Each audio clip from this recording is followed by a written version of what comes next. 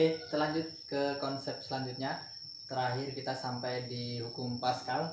Ini lanjut ke bagian keduanya, yaitu hukum Archimedes.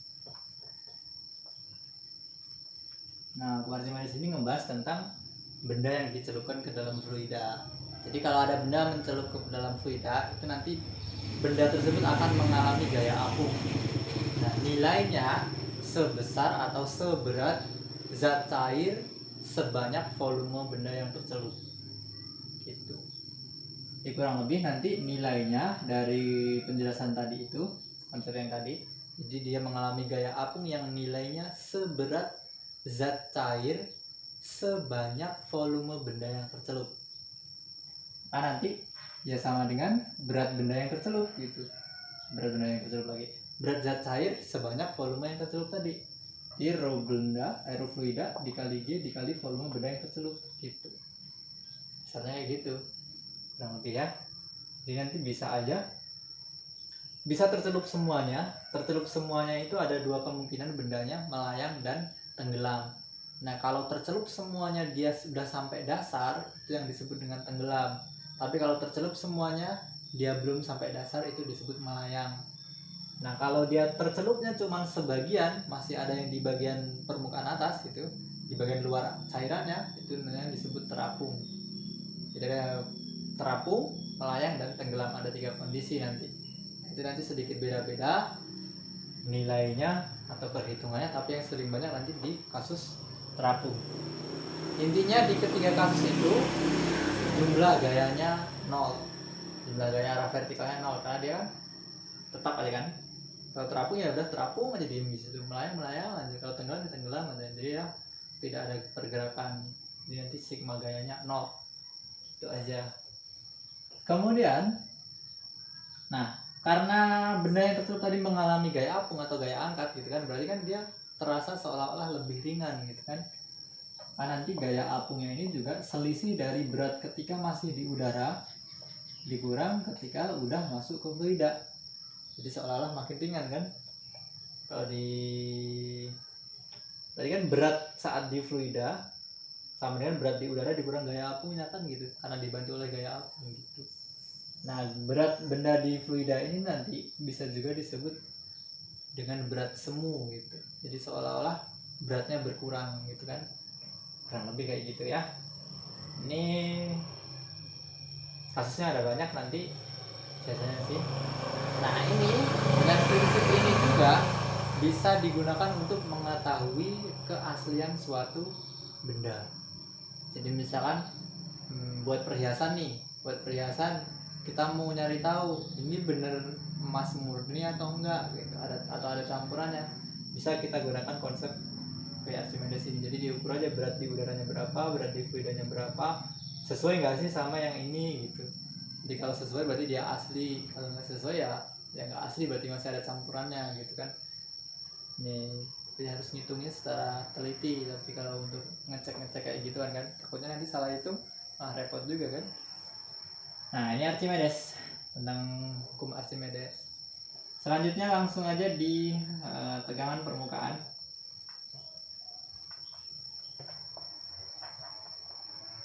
Ada yang namanya tegangan permukaan, nanti simbolnya gamma itu. Jadi ini adalah tegangan yang dihasilkan oleh zat cairnya.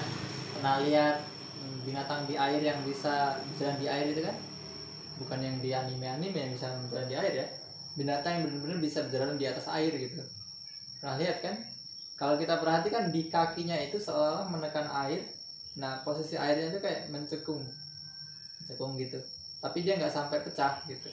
Jadi kakinya itu masih di atas permukaan airnya gitu, nggak sampai masuk ke dalam gitu. Kalau pernah merhatiin, tapi kalau belum ya coba aja cari videonya, biasanya ada, cari aja di YouTube atau di mana gitu, cari binatang di atas air gitu atau apa gitu, atau nyamuk di atas air gitu bisa. Nah, nilainya nanti itu adalah gaya ini berupa gaya berat, misalkan berat benda yang bersentuhan dengan permukaan zat airnya gitu. Beratnya berapa, nanti panjang yang permukaan bersentuhannya berapa tuh. Terus ini untuk yang zat cair murni. Ada juga untuk zat cair yang memang dia udah bercampur, biasanya sih dalam bentuk campuran sabun, jadi air sabun gitu. Dia nanti sedikit beda. Nih tetap enggak ya, dibagi 2 kali panjang. Jadi nanti ada pembaginya 2 di sini. Kalau dia di air sabun atau air yang berupa surfaktan seperti deterjen segala macam gitu ya, dia ada pembaginya 2 lagi. Itu aja. Nah kasus ini biasanya sih agak jarang dipakai, tapi nggak apa-apa, sekalian kita buat, kita jelasin juga. Nah saat tegangan permukaan ada yang namanya kapilaritas.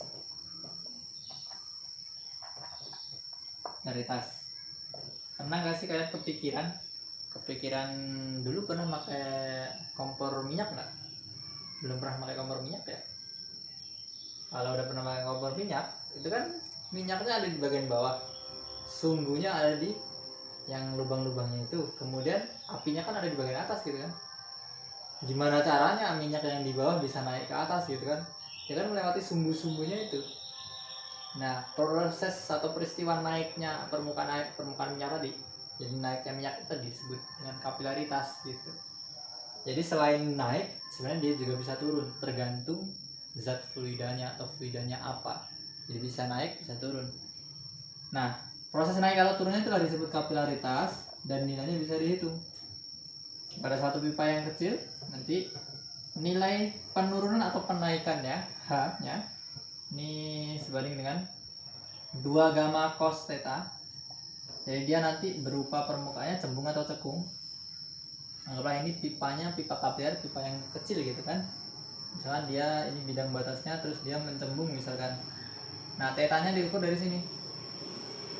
Nah tetanya, jadi dia diukur terhadap sisi datarnya ini, sisi tegaknya si pipanya dengan kemiringan si permukaannya tadi, itulah sudut tetanya. Udah juga di sebelah sini sebenarnya, udah juga di sebelah sini, bisa di sebelah sana.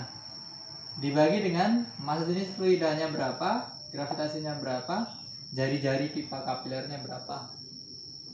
Misalnya sih kalau untuk kapilaritas ya langsung dia persamaannya langsung pakai ini, ngitung aja langsung nilainya berapa gitu biasanya.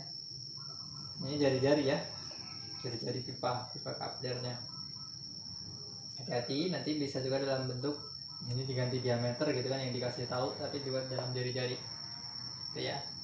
Tapi kadang juga karena pipanya yang sangat kecil, antara jari-jari dengan diameter dianggap sama.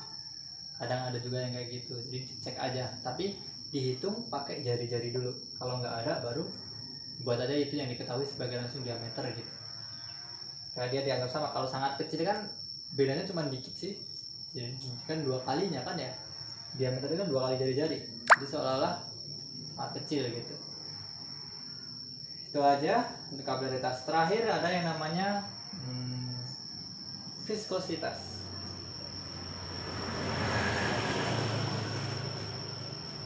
Nah, viskositas ini yang dibahas tentang hukum Stokes. Jadi ada ngebahas tentang gaya gesek yang dialami oleh fluida.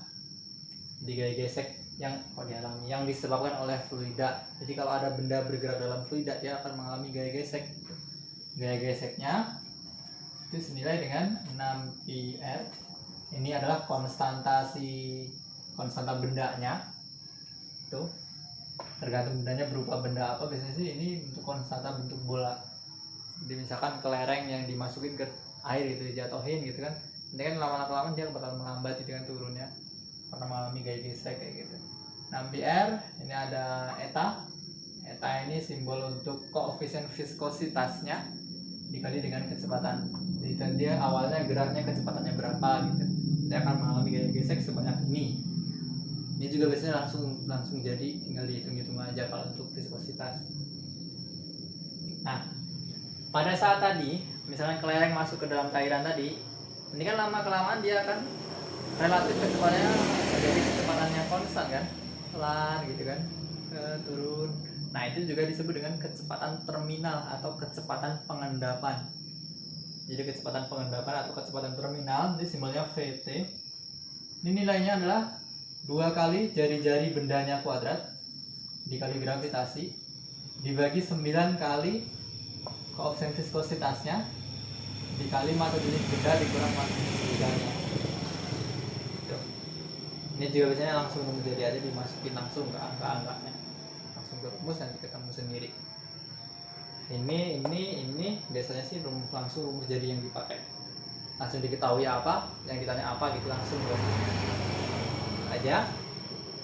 Semoga paham. Sampai sini untuk fluida statisnya. Next bakal kita bahas untuk contoh-contoh soalnya ya. Sampai jumpa.